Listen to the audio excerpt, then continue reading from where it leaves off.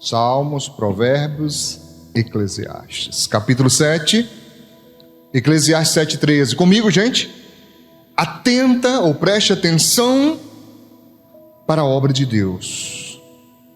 Porque quem poderá endireitar o que ele fez torto? Como é que está na versão de vocês? Assim também? Atenta? Aceite? Interessante. Quem poderá endireitar o que ele fez torto? Então, o conselho aqui do pregador Salomão, ele diz: preste atenção na obra de Deus, analise ela, atente, esteja atento. Aí ele faz uma pergunta: quem poderá endireitar o que ele fez torto? Então, me vem a pergunta: por que Deus fez torto? Que razão, que motivo fez alguma coisa torta? Quando essa pergunta me surge, eu tenho uma outra a fazer. Por que isso me incomoda?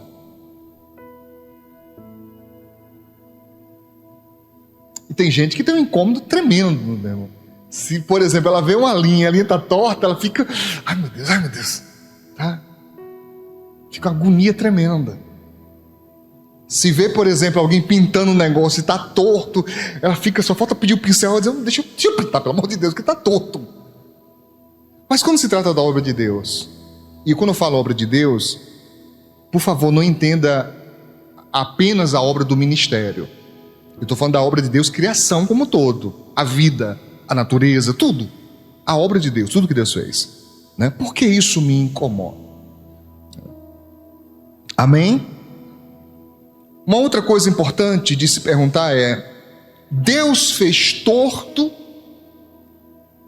ou eu estou vendo torto? O que você acha? Foi Deus que fez torto mesmo? Ou eu que não estou vendo de forma estranha? Amém? Uma outra pergunta importante a se fazer: se ele fez torto, eu tenho que ajeitar?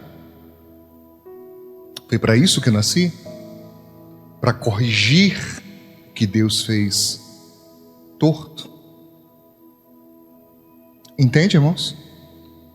Você sabia que existem coisas que necessariamente precisam ser tortas? Pode me dar um exemplo? Vai, Berg, pensa aí. Vai, Ricardo, uma coisa que precisa ser torta. Sim. Pronto. Não funciona. Ele está me dando aqui exemplo, como é que chama? Verga, né? A madeira do berimbau, né? Da mesma forma o arco e flecha. Precisa ser torto. Reto não é arco. Não está dizendo arco. Precisa ser arqueado, precisa ser torto. Outra coisa. Ajuda aí, gente. Eu não sei se vocês chamam assim, na minha terra a gente chama escápula, armador de rede. Se ele for reto,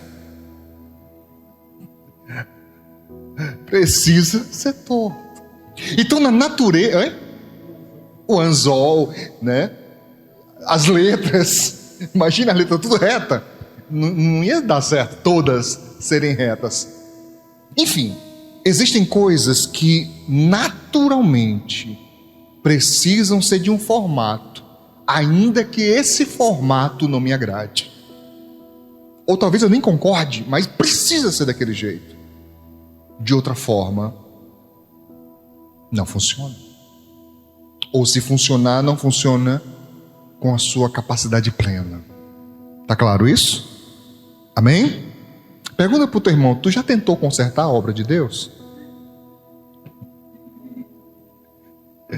Isaías 45, verso 9. Irmão, esse texto aqui é muito forte. Isaías 45, verso 9 diz: ai daquele que o que é? Contende, né? Disputa, discute com o seu Criador. Caco entre cacos de barro. Porventura dirá o barro ao que o formou: que fazes? Ou a obra: não tens mão? Em algumas versões interessantes que fala assim, a obra, né? Você não tem, como é que chama? Alça, né? Não tem alça, na sua tá alça? Olha aí se tá. Não tá, alça, não é? Alça. Quer dizer, é como se fizesse um vaso, um jarro, sei lá o quê, e perguntasse: cadê? Não tá faltando aqui um negócio aqui. Tá em falta. Irmãos, discutir com Deus, acredite, eu já vi isso. Pessoas discutindo com Deus, dizendo que está errado, não podia ser assim. Por exemplo, imagine só uma criança que acontece algum sinistro, uma coisa bem pesada, certo? E um pai e uma mãe revoltados e fala: como é que pode Deus deixar acontecer uma coisa dessa com essa pessoa inocente? Tanta gente ruim nesse mundo. A pessoa, ela quer debater com Deus como se fosse culpa de Deus. Não é culpa de Deus. O mal não é a vontade de Deus. A vontade de Deus está expressa na Bíblia. Ele disse: eu vim para quê? Para quê? Tenham vida. Vida, e vida com abundância. Amém? Essa é a vontade de Deus. Então, o vaso, o barro, não pode discutir com o seu Criador. Então eu coloquei assim: podemos questionar o agir de Deus? É correto isso? Questionar como Deus age? Vamos ver. Quebrando as nossas próprias expectativas de como resolver. Porque na hora da luta, irmãos, na hora da adversidade, algumas pessoas, por algum motivo, por alguma razão, elas idealizam como que deveria ser o agir de Deus. Ela fala assim: deveria ser assim. Eu acredito, tem que ser assim. E Deus às vezes quebra nossas expectativas de como resolver as coisas. Diz a Bíblia então que Moisés tirou o povo do Egito, você lembra, né? Depois daquelas pragas, as pragas do Egito, e maravilha, o povo já estava chegando no Mar Vermelho. De repente alguém grita: lá vem Faraó e o seu exército. E o povo começa a se alvoroçar, e as pessoas vão pressionar Moisés. E agora, Moisés, a gente vai para onde? Os lados não dava, nem tempo. Para trás já vinha Faraó, para frente tinha o mar. E agora? O povo encurralado. E Moisés se aperreia e vai clamar a Deus, para Deus resolver.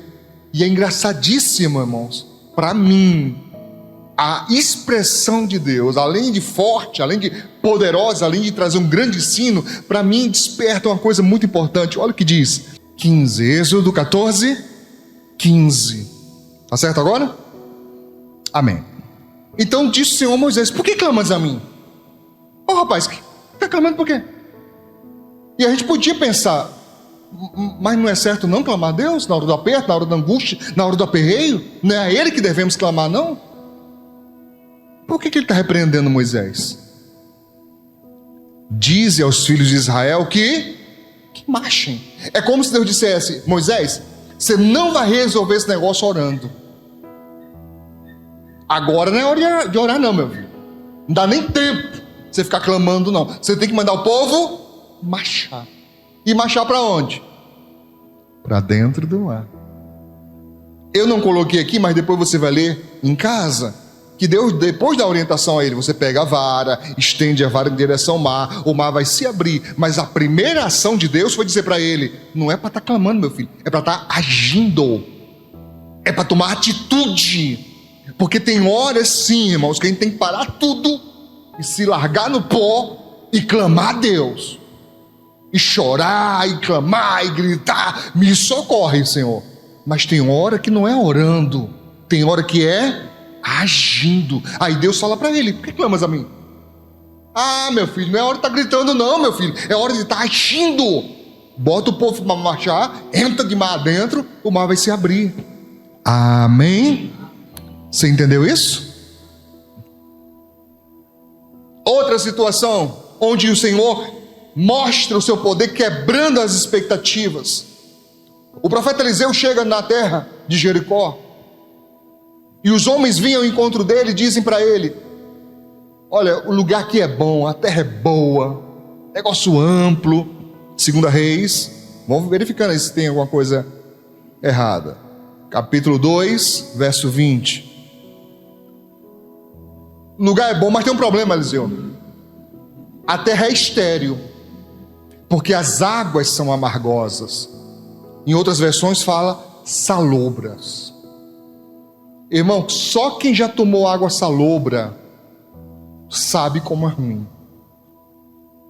Eu lembro, eu pequenininho, ia passar uma temporada com a minha tia lá em Santa Cruz do Trairi ou do Inharé, e a água naquela época era salobra, irmão. Oh, coisa ruim é água salobra. Eu não sei como é que a pessoa diz que mata a sede. Não mata, a minha não matava. Você toma, enche a barriga e continua com sede. Aí é tanto que o pessoal fazia cisterna, não sei se não é assim lá. Aí, fazer cisterna para parar a água da chuva, para ter água doce. Porque a da torneira, Deus me livre, era terrível, era salobra. Na minha terra também, em Mossoró, há muitos e muitos anos, antes de eu nascer, também era assim, salobra, né? Depois descobriram as fontes de água, e a água maravilhosa, termal, quente, feita... Mas é bom por quê? Porque é pura, não precisa de cloro, não tem germe que aguenta ficar lá dentro. Ela está limpinha, é mineral. Amém? Mas aqui em Jericó as águas eram salobras. A água salobra é quase salgada. Não é assim? Então, por lógica, se a água é salgada e eu quero torná-la potável, que a gente fala de água doce, mas não é doce, é potável, como é que resolve isso? O profeta diz, 2 Reis 2:20, trazei-me uma salva, uma bacia, um prato novo, e ponde nele o quê? Sal. E trouxeram. Espera aí, a água já é salgada. Como é que corrige a água salgada? Com mais sal. Que lógica tem isso? Você imagina nos dias de hoje, irmãos, alguém dizendo para você: olha, tem esse poço aqui, rapaz, o povo está tudo aqui morrendo de sede, mas a água é salobra, eu vou resolver esse problema. Aí alguém pergunta: precisa de quê? Sal. As pessoas iam olhar, esse cara é doido, a água já é salobra, vai tacar mais sal. Entende? Verso 21, 2 Reis 2:21. Então saiu ele ao manancial das águas e fez o quê? Deitou, derramou sal nele e disse: assim diz o Senhor, sararei estas águas, não haverá nelas mais morte nem esterilidade. Se você continuar lendo, você vai ver que as águas se tornaram potáveis. Quebrou totalmente, irmão, a expectativa de como resolver. E é isso que muita gente não entende, porque a pessoa está acostumada de um jeito, ela foi criada de um jeito, a cultura dela é daquele jeito, e ela só aceita que as coisas sejam resolvidas do jeito que ela aprendeu. Mas muitas vezes a nossa cultura se choca contra a cultura do reino, porque Deus não vai resolver do jeito que eu quero, Ele vai resolver. Amém? Você está entendendo? Vamos adiante. Outro caso, em 2 Reis capítulo 5, verso 11, você conhece bem a história de Naamã, né? Aquele comandante sírio que era leproso, homem valente, homem guerreiro, homem de fama, mas era leproso. E ele ouviu a menina que trabalhava na cozinha dele, disse: olha, se esse homem fosse lá na terra de Israel, lá tem um profeta, e restauraria ele, ia curar ele. E ele, quando ouve aquilo, vai ao rei, o rei dá carta para ele, para ir a Israel. Ele vai a Israel, quando chega lá, o rei se aperreia, rasga a roupa, diz: eu sou Deus para dar saúde a esse homem. O profeta Eliseu escuta a história. Alguém foi dizer a Eliseu não estava lá, mas alguém disse a Eliseu. Eliseu manda um recado, diz: manda ele vir aqui em casa, manda ele vir aqui. Então vai Naamã com a sua comitiva, para na porta da casa de Eliseu e Eliseu manda um recado dizendo para ele: vai lá, amigão, Rio Jordão, 7 mergulhos. Se você fizer, sua carne ficará limpa. Na hora que Naamã escuta isso, diz a Bíblia que ele fica indignado. Ele era acostumado, irmãos, um alto funcionário do rei, capitão da guarda, guerreiro, um ministro, era recebido sempre com muita honraria, com muita pompa, com aquela coisa. Aí o cara nem recebe ele, o cara nem vai até ele, manda um recado. Falou: que conversa é essa? Olha o que diz aqui o verso, irmão. Porém Naamã muito se indignou e se foi, dizendo: eis que eu dizia comigo. É uma outra forma de dizer: eu estava aqui, pensando, eu achava, eu pensava, certamente ele sairá, pôr-se-á em pé, invocará o nome do Senhor seu Deus, passará a mão sobre o lugar e restaurará o leproso. Restaurará o leproso. Ele já tinha a cena toda na cabeça, irmão. Vai ser assim, assim, assim, assim. Não foi nada do que ele pensava. Por não ser como ele pensava, ele se indignou. E quantas pessoas você conhece que faz a mesma coisa? Quando as coisas não acontecem como ela quer, quando as coisas não acontecem como ela gosta, ela rejeita. É arriscado até perder bênçãos, porque simplesmente rejeita. Não, está errado. Já ia embora, irmãos. Você conhece a história? Se não fosse os servos dele que foram implorar para ele, dizendo: meu pai, se o profeta tivesse dito uma coisa difícil, o senhor não ia fazer? Não ia. Se ele dissesse assim: olha, tem que subir uma montanha, você não ia. Tem que botar pedra na cabeça, você não ia. Quem já pagou promessa aqui? Já pagou promessa? Já? Botou vestidinho também, cordãozinho? Botou não? Botaram em mim. Lembro até hoje, eu pequenininho, uma vestidinha marrom com a cordinha branca. Lá em Santa Cruz. Minha tia fez eu passar por isso. E os meus colegas, imagina o bullying que eu passei. Lá vai ele de vestido. Lá vai eu acompanhando. Frei Damião. Misericórdia. Lembra até hoje. Já pagou promessa? Pois é. Se tivesse pedido para você fazer uma coisa difícil, você não faria? Ele só pediu para tomar banho, meu irmão. Porque até isso ele reclamou e falou assim: que coisa é essa? Lá na minha terra tem águas toda cristalina, abando e farpar, melhor que todas as águas em Israel. E me mandou tomar banho num rio cheio de barro, água escura. Ficou indignado. Daí embora. Ia perder a bênção. Quantos perdem a bênção por causa de coisas como essa, irmão? Acho indigno, não. Eu não. Passar por isso? Não. Isso leva muita gente a perder coisas grandes de Deus. E pior, tem pessoas que não percebem, que estão sendo derrotadas pelo próprio orgulho, pela própria prepotência. Só os fortes entenderão. Não, essa cor não combina. Só os fortes entenderão. Eu estou brincando, meu filho, não se preocupe com isso não. Estou só brincando. Aproveitei que o ensejo que eu fiquei rolo, levantou, eu corto, tá? Mas a verdade é que muita gente perde, irmãos, porque, sabe, é uma arrogância, uma prepotência. Às vezes a pessoa, ela acha indigno até obedecer a Deus. E ela é capaz de dizer: não, isso aí não foi Deus não. Deus não mandaria passar por isso não. Não manda não, é? Não manda não? Vamos à frente. Você está preparado? Vem coisa pesada aí. Já falei isso, né? Foi com indignação. Aí as pessoas falam assim: ah, pastor, mas isso aí era no Antigo Testamento. Antigamente, antes de Jesus. Era a época da lei, o negócio era mais duro, era mais severo. Mas no Novo Testamento não é assim mais não, não? Vamos ver. Preparados? Evangelho de João, capítulo 9. Vamos ver aqui um jeito diferente de curar.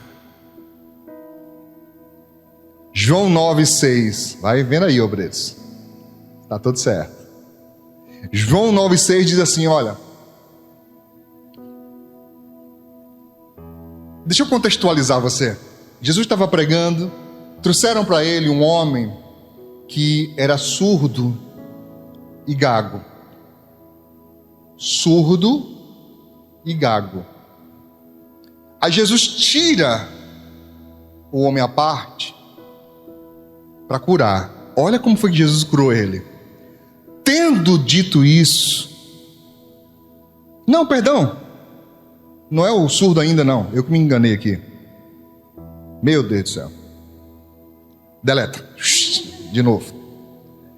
Esse aqui é o cego. João 9:6. Tendo dito isso, cuspiu na terra e com a saliva fez o quê? Lodo. Lama. Com o quê? Porque Jesus a gente fala saliva, né? A gente tem até medo de dizer assim, cuspe. Mas era. Ele fez lodo com a saliva e fez o que mais? Untou, passou nos olhos do cego. Pergunta para o teu irmão, por quê? Não podia só falar, não? Fique curado. Eu acho que não precisava nem falar, só.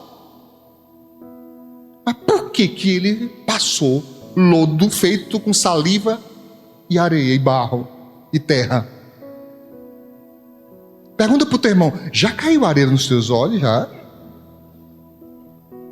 Não é confortável, né?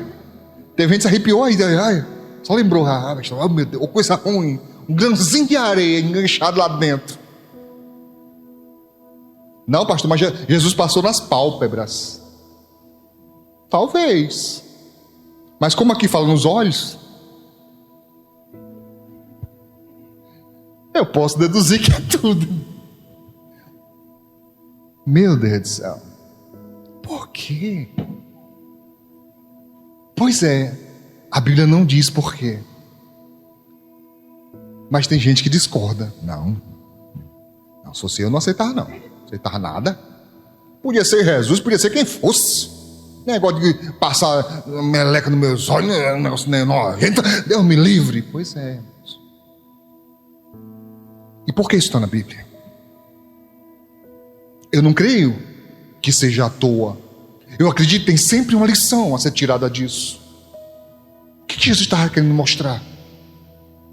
Que às vezes um processo, por mais estranho que possa parecer, por mais difícil que possa ser, não significa que está errado. Só que nem todo mundo entende isso. E às vezes mesmo pessoas antigas na fé não conseguem entender isso. O que, pastor? Processo. Não consegue entender? Processo. Às vezes o processo se torna mais importante do que o resultado. Às vezes, nem sempre, mas às vezes. Por quê, pastor? Porque o resultado às vezes é momentâneo, mas o processo ensina uma lição duradoura. Está me entendendo? Sim? Vamos adiante. Ele disse, vai, lava-te no tanque de Siloé, que significa o enviado. Por isso, uma profecia, o enviado de Deus. Foi, pois, lavou-se e voltou vendo. Você imagina, irmão, você sai com os olhos melecados, lá de onde Jesus estava até o tanque. Tinha gente que não chegava na esquina, irmão. Tenho certeza que tinha pessoas que não chegavam na esquina. E diziam, não aguenta, joga aqui algo aqui.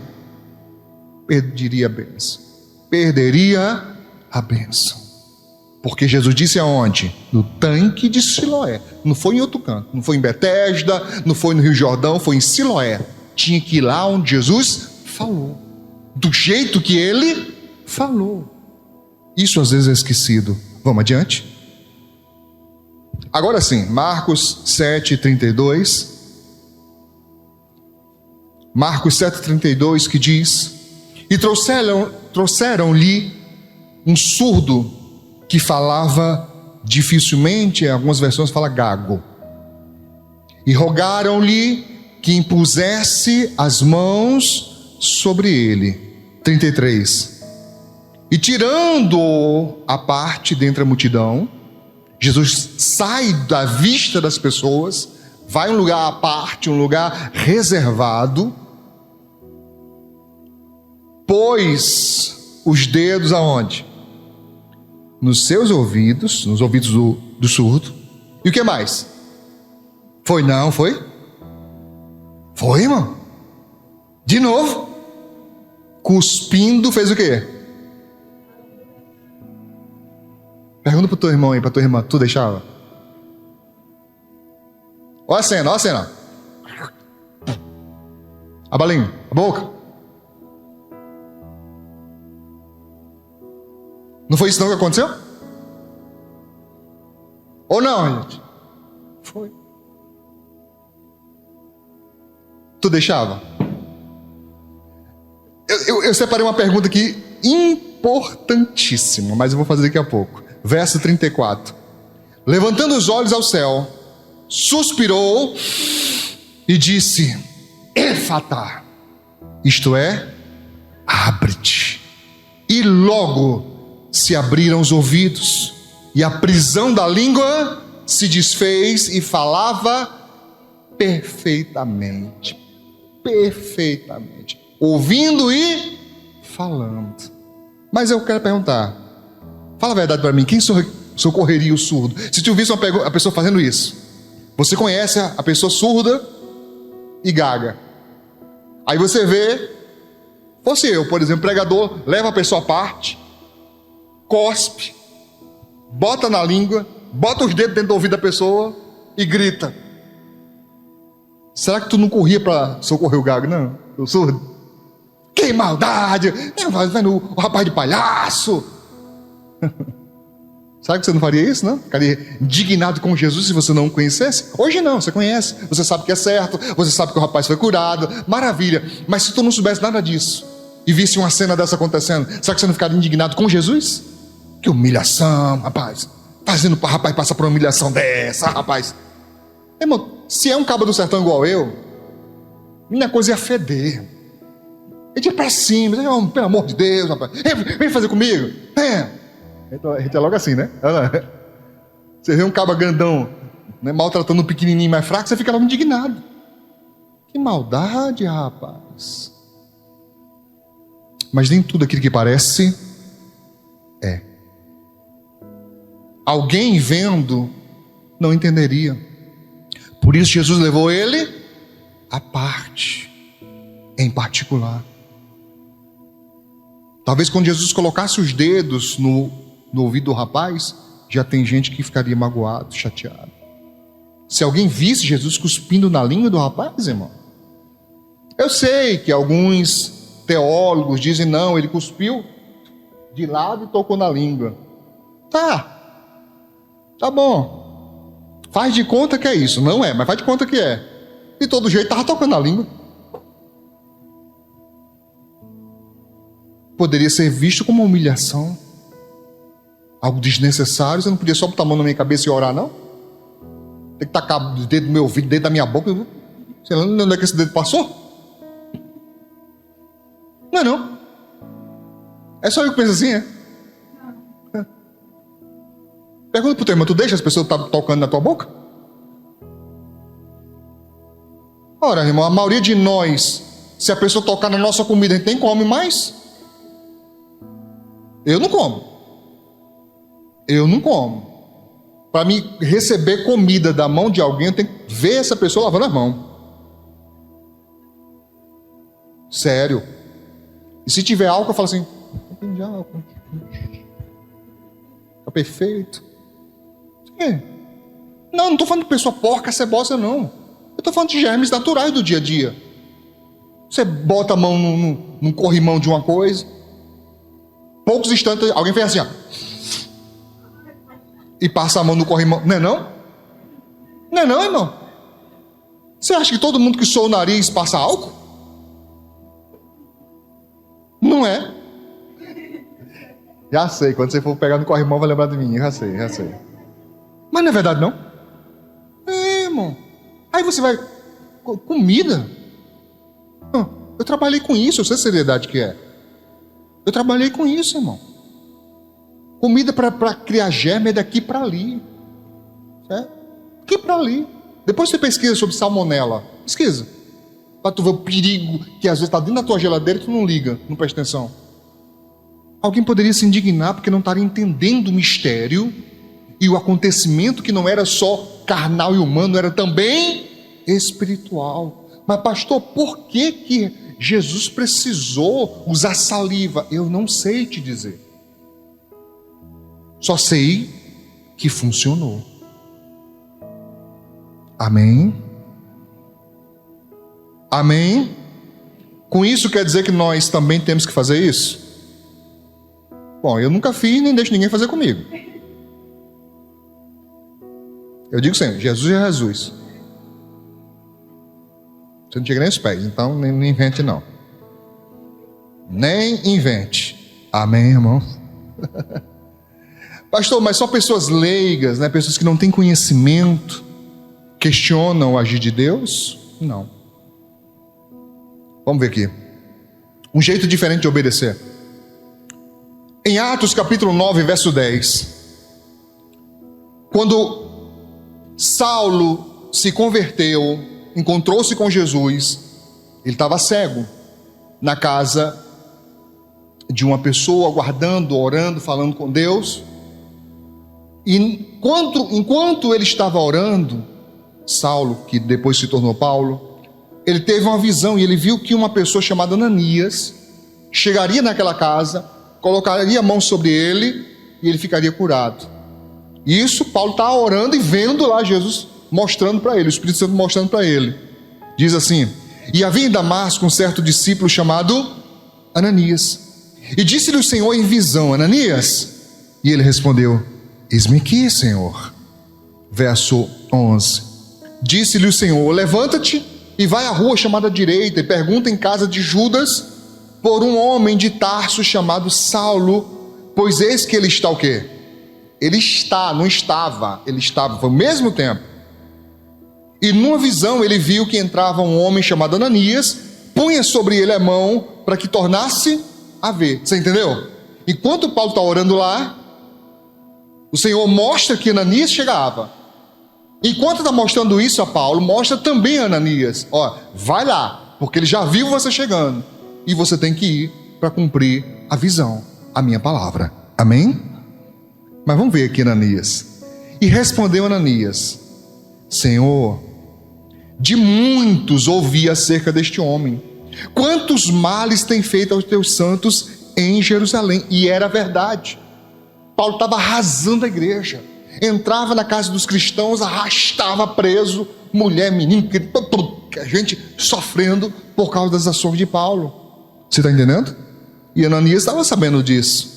E aqui tem poder dos principais dos sacerdotes para prender a todos os que invocam o teu nome. Trocando por miúdos, o senhor está me botando na enrascada. O senhor está me mandando para falar com esse camarada que está prendendo todo mundo. E até aqui, não é nem Jerusalém, até aqui ele tem autoridade para fazer. O senhor está sabendo disso que ele está fazendo? Ele está com medo, irmãos. Com medo de ser preso. Amém? Disse-lhe, porém, o Senhor, verso 15, né?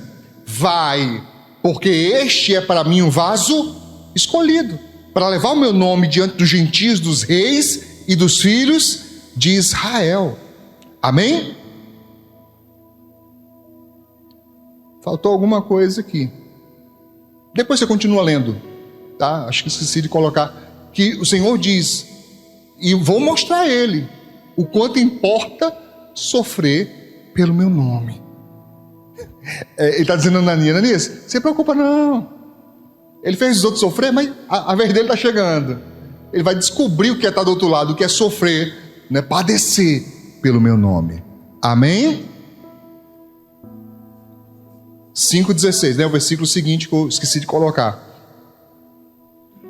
Então, o que acontece, irmãos? O discípulo está com medo, mas o Senhor diz: não, meu filho, você vai obedecer com medo mesmo. É para ir, não é para deixar de ir não. Você vai e tem que cumprir a ordem. Quando relutamos em atender, Atos 10, 10. Aqui é Pedro, irmãos. Pedro estava lá na casa de Simão, outro Simão não, né? Curtidor. E ele, em dado momento, foi orar. Orando, buscando a Deus. Aí chega um momento que ele está com fome. Diz o verso: e tendo fome, quis comer. E enquanto lhe preparava, enquanto o pessoal estava fazendo comida, sobreveio o quê? Um arrebatamento de sentidos. E viu o quê? O céu aberto. E descia dele um vaso como se fosse um grande lençol atado pelas 4 pontas vindo para a terra. Então entendam, um lençol, uma toalha de mesa bem grande. Vaso aqui é no sentido de recipiente, tá? Não pense vaso como aquilo ali, não. Aquela parte, né, que você faz quando segura as pontas e fica a parte do centro, né, côncava. E diz que estava amarrado e descia até a terra, no qual havia de todos os animais, quadrúpedes e feras e répteis da terra e aves do céu. Note, os judeus não podiam comer qualquer coisa. Tinha animais como esses que estão descritos aqui, que era para o judeu proibido comer, porque era considerado imundo. E por que era considerado imundo? Alguns especialistas dizem que Deus proibiu porque eles iriam passar 4 anos no deserto. Não era fácil medicina, não era fácil cuidado. Então eles tinham que ter muito cuidado com o que iam comer, porque senão o povo queria comer morcego, né? Tudo que era tipo de lagarto. Por exemplo, quem sabe um pouco sobre animais, né? O dragão de Komodo, por exemplo, se ele dá uma mordida numa pessoa, a boca dele é cheia de bactéria, irmão, inflama. Além do veneno dele, a pessoa em poucos dias está lá se acabando.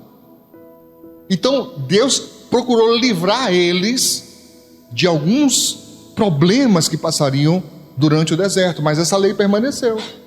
E o povo de Israel se acostumou a não comer todo tipo de coisa, entende? E Pedro disse, verso 13, né? E foi-lhe dito em voz: levanta-te, Pedro, mata e come.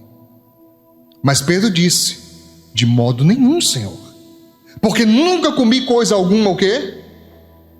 Comum e imunda. E segunda vez lhe disse a voz: não faças tu comum o quê? O que Deus purificou. Claro, irmãos, aqui está falando de uma representação.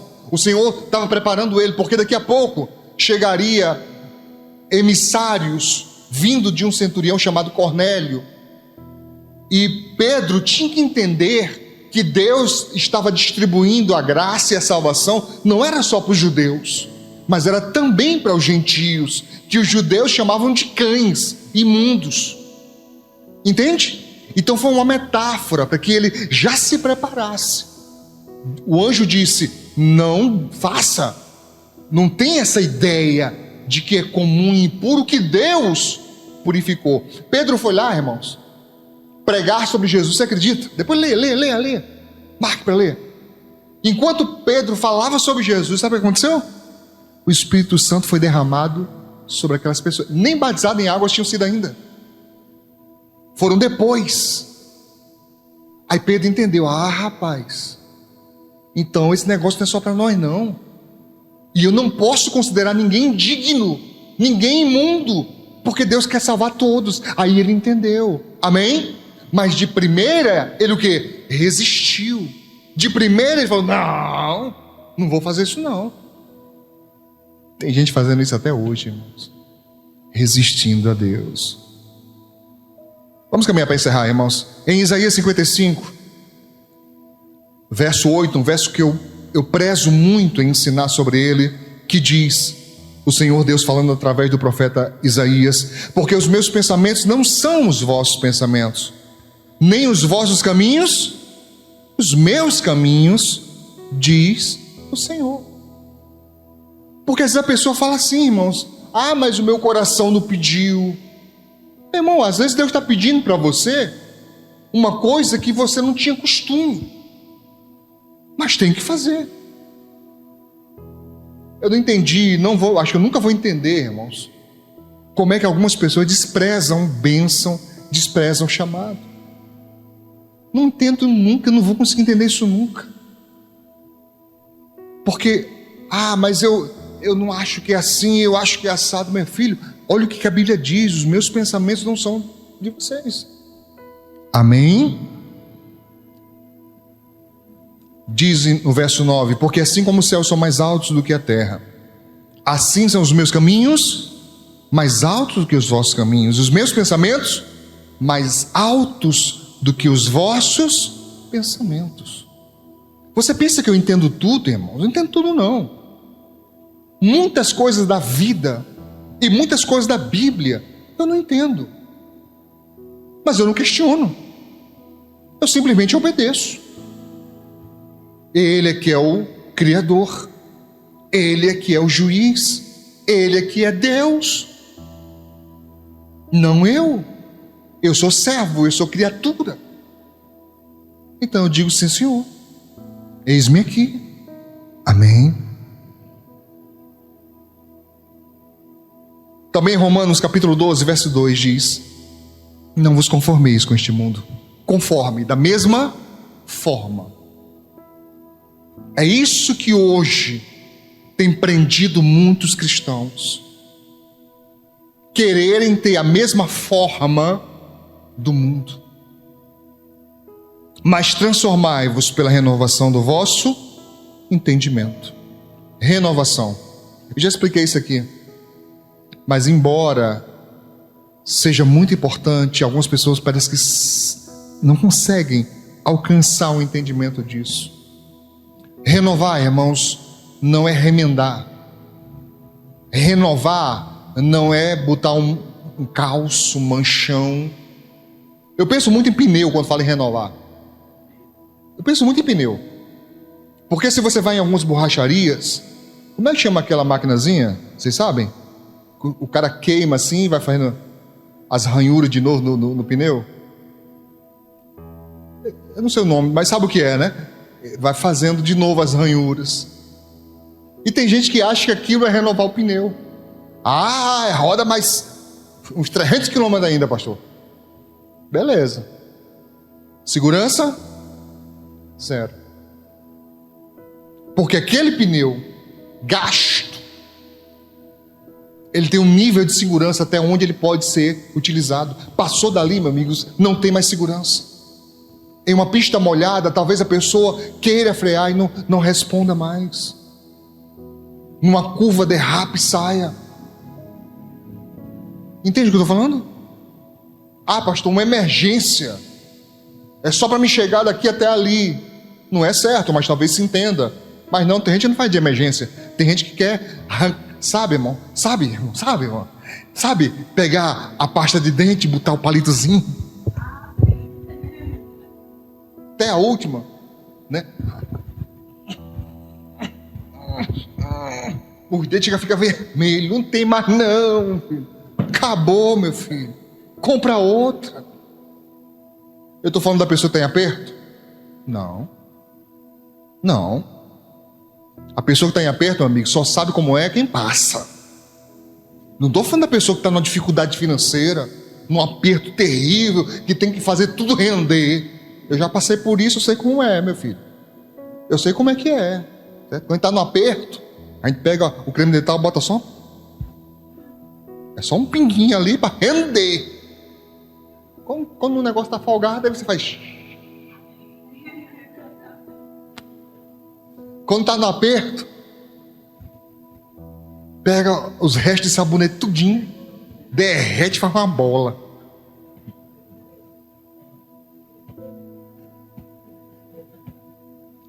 Bom, o ser humano tem que ser estudado, né? Você tá tudo misturado. Tá? Eu ia falar com aqui, mas não vou falar. O Senhor vai me dar força, eu não vou falar isso. Tá? Entende o que eu estou falando? Tem coisa, filho, que você não está renovando não, meu filho. Você está, sabe, às vezes até prejudica. Irmãos, deixa eu falar uma coisa para você. Não é o tema da mensagem, não. Qualquer dia eu vou pregar uma mensagem só sobre isso. Mas a Bíblia fala sobre o espírito de Dadá. Dá. Quando a pessoa tem espírito de Dadá na vida dela, meu filho, é uma tristeza. Tristeza. Sabe? É horrível. Irmãos, olha como é que a gente está vivendo hoje em dia. Ele não faz uma crítica a você, não. Isso é uma coisa cultural já. Antigamente, quando a maioria de nós aqui era criança, a gente ia na feira e comprava umas garrafinhas d'água. Eu lembro, era uma quadradinha, com os negocinhos aqui no meio. Hoje, a gente usa a garrafa do refrigerante para botar água da geladeira. Quase todo mundo faz isso. Quase todo mundo. Irmãos, se você vai no Alecrim, tá? Você pega.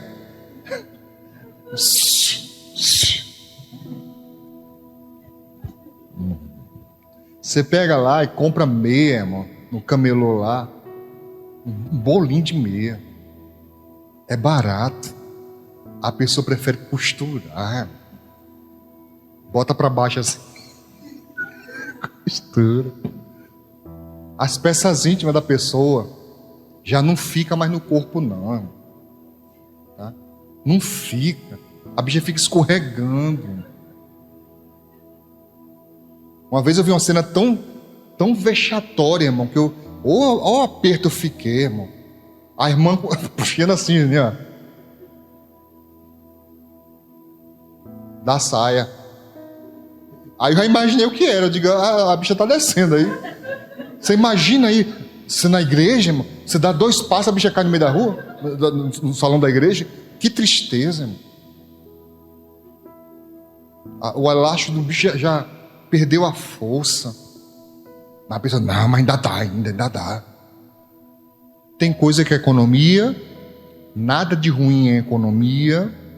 Tem coisa que é ajuste em momento de aperto financeiro, tudo bem, mas tem coisa que é cultural. Espírito de Dadá, irmão. Não é não? É não? O que acontece com o sofá se quebrar uma perna e a gente botar um tijolo? O que acontece? Fica lá, meu filho, até o tijolo desmanchar e a gente não conserta. Rasgou o sofá, o que a gente faz? Joga um pano por cima, tá tudo certo. Eu estou falando de quem está no aperto?